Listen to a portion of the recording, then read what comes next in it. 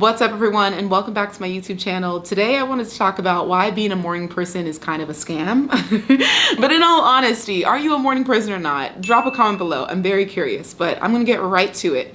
Being a morning person was something that was kind of shoved down my throat in order to get down that elusive path towards success. As an entrepreneur, a creative, or a freelancer, I always thought that without a morning routine, don't expect to find success. It was kind of one of those things where I felt like I forced myself to become a morning person.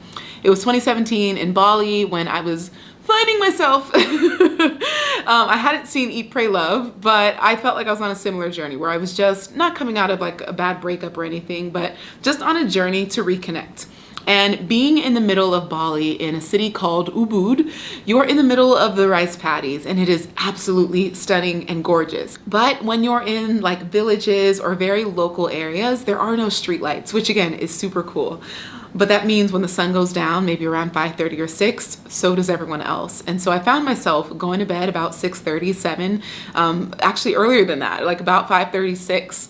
And again, if I tried to put my lights on, that means I was attracting the mosquitoes and the geckos. So it was lights out. When the sun went down, it was lights out for everyone.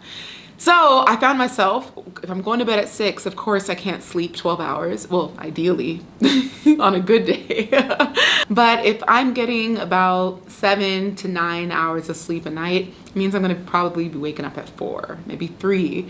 And the sun is also rising at an early hour of 4 or 5 o'clock as well. So I found myself with this sacred hour, or these sacred hours in the beginning of the day, not really ready for social media, not really wanting to contaminate my mind with like electronics yet. And so I forced myself to take up like yoga and get deeper into meditation and essentially become a morning person. And I actually really loved it. I loved who I became. I loved my habits. I loved the clarity. I loved the peace. There was this internal inward journey I felt like I was going on for the first time. And as someone who lived a very chaotic childhood, Nigerian parents, and also an anxiety-ridden career in my 20s, just trying to chase this travel blogging dream, there was a lot of instability. And so in my early years, like this sense of peace and calm, that early in the day was like so abnormal to me, but it was also because it was so unfamiliar, I welcomed it with open arms. And that carried on for like the next 4 years. I was like, yeah, this morning routine stuff, like I can get down with this. Like I think I'm a morning person. And so I continued on that journey. It wasn't until recently, as in like a week or 2 ago, I just started playing around with the idea or the concept of staying up late, which is again, all of high school and college. This is what I did. I basically reverted back to my old ways.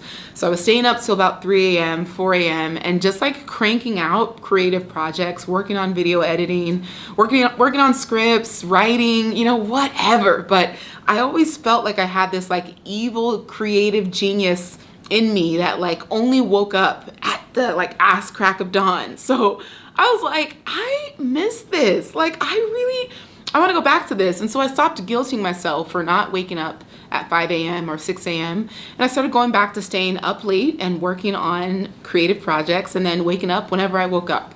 I'm very fortunate right now that I get to work 3 days a week. And for those 3 days, I'm only like on camera for about 2 hours at a time. So in the other time, the spare time, I get to work on my creative projects, work behind the scenes on future projects, and just read and do things that I love and just pour into myself. And I feel like sometimes when I'm operating at like super strategic, super optimal, prime time, like when I feel so structured, I feel like I lose a bit of my creative edge because a lot of creativity is in the lack of structure. Maybe. That's a bar. That's a bar. That's a bar. That's a gem. That's a gem. Oh, a lot of creativity is birthed in the lack of structure.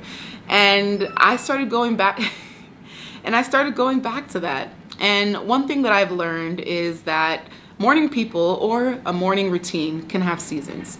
Routines also don't have to be something that are reserved for 5 a.m. wake-uppers, 5 a.m. people.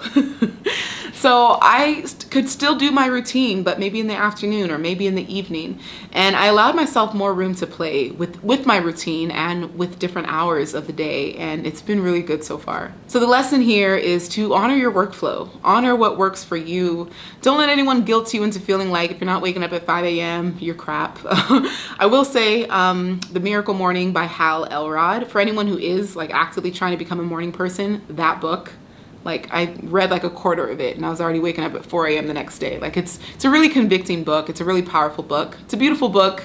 And it's something that I try to read every so often. So who's to say I won't go back to being a morning person, a 5 a.m. person, but right now in this season where we're approaching the second half of 2021, I'm really excited to go back to my evil genius ways at the ass crack of dawn and work at all hours of the night.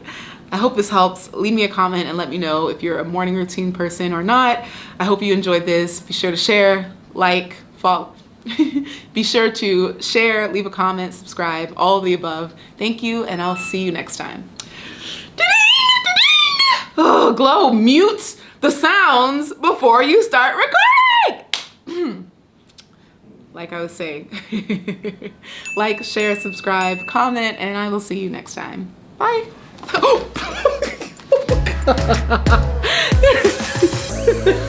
There is the tripod leg that I just tripped over because I have nothing.